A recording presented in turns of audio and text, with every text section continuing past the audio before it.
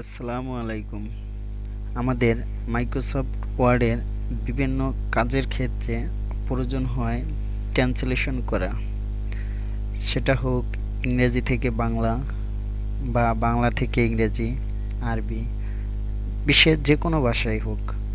সেটা খুব সহজেই কোনো রকম থার্ড পার্টি অ্যাপ ব্যবহার ছাড়াই মাইক্রোসফট ওয়ার্ড ব্যবহার করে আপনি খুব সহজেই আপনার প্রয়োজনীয় ভাষাটি ট্রান্সলেশন করে নিতে পারেন। আমি এখানে কিছু মাইক্রোসফট ওয়ার্ডের ডিফল্ট টেক্সট নিয়ে নিলাম। আপনারা যে কোনো ফন্ট বা টেক্সট নিয়ে এই কাজটি করতে পারেন। মাইক্রোসফট ওয়ার্ডের হোম পেজ থেকে আমরা চলে আসব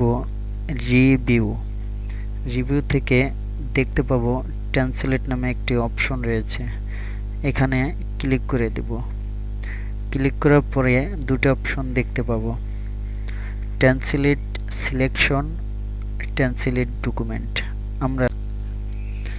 আমরা যদি সম্পূর্ণ ডকুমেন্টটি ট্রান্সলেট করতে চাই তাহলে ডকুমেন্ট সিলেক্ট রাখবো, আর যদি সিলেক্ট করা অর্থাৎ মার্ক করা অংশ যদি পরিবর্তন করতে চাই তাহলে ট্রান্সলেট সিলেকশন সিলেক্ট করে দেব। এবার ক্লিক করার পরে আমরা দেখব এখানে আমাদের যে ভাষায় আমাদের টেক্সটটি অর্থাৎ ডকুমেন্টটি যে ভাষা রয়েছে প্রথমে সে ভাষাটি ডিফল্টভাবে দেখতে পাবো, এবং দ্বিতীয়তে আমরা কোন ভাষায় পরিবর্তন করতে চাচ্ছি ওই ভাষাটি আমাদের সিলেক্ট করে নিতে হবে। সিলেক্ট করে নিয়ে আমাদের সিলেক্টকৃত অংশটুকু অটোমেটিক ভাষায় কনভার্ট হয়ে যাবে। এখান থেকে খুব সহজেই ইনসার্টে ক্লিক করে আমাদের ভাষাটি আমরা ইনসার্ট করে নিতে পারি। এছাড়া আমরা যদি আমাদের সম্পূর্ণ ডকুমেন্টটি অন্য ভাষায় রূপান্তরিত করতে চাই তাহলে আমাদের ডকুমেন্টে ক্লিক করে দিতে হবে। এবার